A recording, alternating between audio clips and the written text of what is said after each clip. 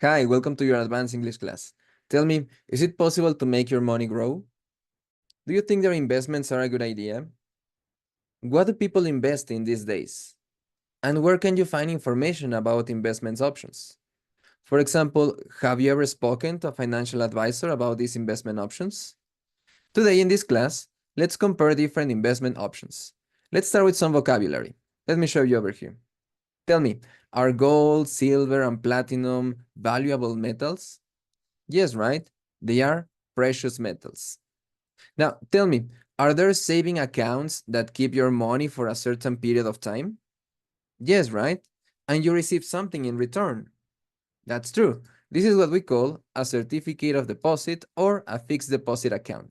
This is not a savings account. This is when you receive something back, when you generate interest. Now, tell me, is the investment safe? Is it possible to lose your money in this type of investment? Not really, right? This is a low-risk investment. What would be the opposite? A high-risk investment. Right. Now, talking about the quantity that you receive back, the amount of money that it's returned to you. In the case of a low-risk investment, is it possible that you receive a lot of money? Not probable, right? This is because they are normally low-yield investments. Low-yield investment is something that gives you back a little bit of money, not a lot.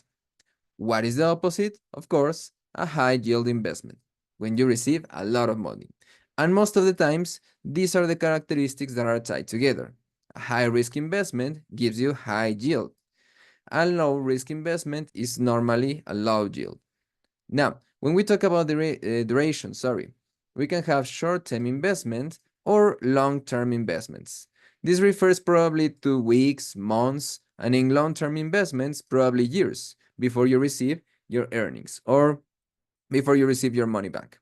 Now, let's talk about something different. Tell me, is it possible for a company to sell a part of itself to investors?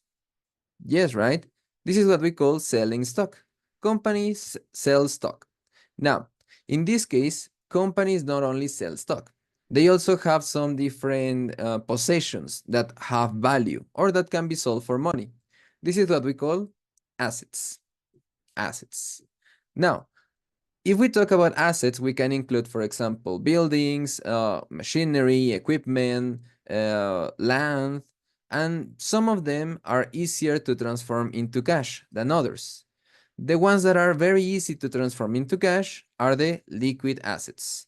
For example, most of the cases, precious metals can be sold very quickly and you can receive your money immediately. Most of the times, it retains the actual value. So this is what you call a liquid asset. On the other hand, things that are very difficult to transform into cash or that you lose a lot of money if you transform to cash is what we call illiquid assets or capital assets. Now, let's check some words in this cloud. Here I have different types of investments. How would you classify them? Remember the vocabulary that we checked before. For example, if we talk about real estate, I think that is a long-term investment and it's a low-risk investment also. You're going to need to wait a long time before you receive something back, but it's probably something sure. You're not going to risk your money. On the other hand, if we talk about, for example, artwork, in that case, that is a high-risk investment. You are not really sure that it's going to maintain its value. And probably it's going to be a long-term investment because you're not going to sell it immediately. You will need to wait some time before you sell it. Right. Check the other examples that we have here and try to give the characteristics that we practice to them. Let's continue with another activity to do this. All right, check. Here I have different situations and the characteristics we mentioned before. Liquid, illiquid, low risk, high risk, short term, long term, low yield, high yield. And we have different situations over here. Read each one of them and then choose one and decide which is the best type of investment for this person. You don't need to give me a specific investment, only the characteristics. Let me give you an example. Let's read number one. Beth is retired and is living off her pension and the money in her retirement fund. All right, so this is a person that probably needs a constant income. So we probably are not looking for a long-term investment. We need something short-term. And probably since she has a pension, she doesn't need to get a lot back, just enough. So maybe low yield.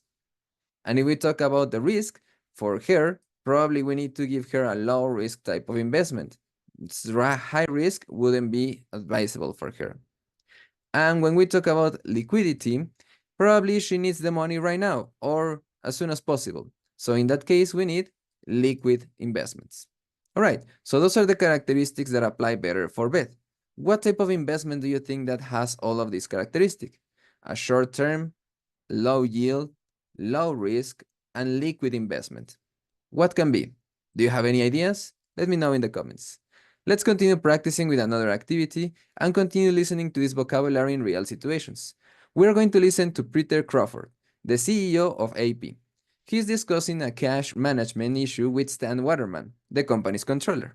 As you listen, check off the expressions that they use to complete these statements we have over here. We're going to play the audio 2 times. Let's listen for the first reproduction. Stan, I've just been looking over the balance sheet. How do the figures look to you, Peter? Overall, they look good, but we could make a few improvements, especially in our cash management. You think we have too much cash on hand? According to the balance sheet, we have $660,000 on deposit in various checking accounts. Isn't that a lot to be holding in checking accounts? Surely we could make that money work harder for us. It is a rather large amount, yes. I suggest leaving only what we require for day-to-day expenses in the checking accounts. The rest should be invested in short-term securities. In fact, depending on what we invest in, those excess funds could provide us with returns of as high as 8 or 9%. I'll start looking into it right away. All right, let's listen a second time just to confirm the information. Remember, they are discussing what to do with this cash. They don't want to just have the cash sitting there. So, what is the solution they propose? Let's listen again, complete the sentences. Stan, I've just been looking over the balance sheet. How do the figures look to you, Peter? Overall, they look good, but we could make a few improvements, especially in our cash management. You think we have too much cash on hand? According to the balance sheet, we have $660,000 on deposit in various checking accounts. Isn't that a lot to be holding in checking accounts? Surely we could make that money work harder for us. It is a rather large amount, yes. I suggest leaving only what we require for day-to-day expenses in the checking accounts. The rest should be invested in short-term securities. In fact, depending on what we invest in, those excess funds could provide us with returns of as high as 8 or 9%. I'll start looking into it right away. All right, so if you need to hear the audio one more time, you can go back in the video. If you're ready to check your answers, let's go right away. Okay, let's go with the first one. Peter was looking at the balance sheet. That was the information where this was, that was the document, sorry, where the information was coming from, the balance sheet. In general, the figures look good. Yes, in general. But there is one issue, right? There is too much cash in the checkings account. Checking accounts. There is too much cash in checking accounts. And of course, checking accounts are not the same as what we checked previously, a fixed account. That in that case, you're not receiving anything back. You're not generating more money. Now, number 4, there is $660,000 in these accounts in total, right? So a lot of money just to have sitting there.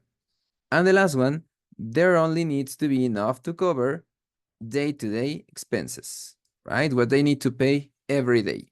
All right, very good. Now, let's go with the last activity. Get ready for your participation. Remember the situations we checked before? Now it's the moment for you to think about your own situation. What is your goal? What is your purpose to get more money, to save more money, or to receive some earnings from investments? What is a good motivation for you to invest your money and make it work for you? Think about your goal, the characteristics of your investment, and try to find a real product that can offer you those things. Let me know in the comments what are the characteristics that apply for you, and if you have any doubts or questions, also let me know in the comments. As always, thank you so much for being here. Thank you for the participation, for subscribing, for the like, and for sharing this video with whomever you think might need it. Remember that my goal is to help as many people as possible, and with your help, I can make it a reality. Thank you so much. I will see you next class. Bye-bye.